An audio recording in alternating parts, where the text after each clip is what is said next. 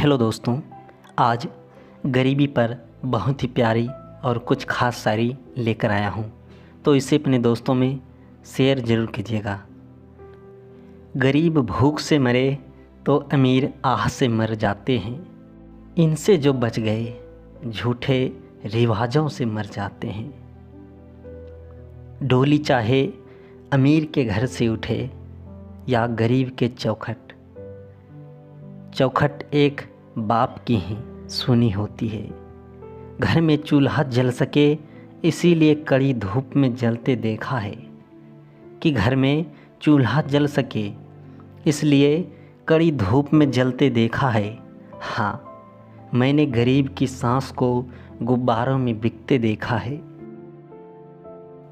कतार बहुत लंबी थी इसलिए सुबह से रात हो गई, कि कतार बहुत लंबी थी इसलिए सुबह से रात हो गई। ये 2 वक्त की रोटियां आज फिर से मेरा अधूरा ख्वाब हो गया।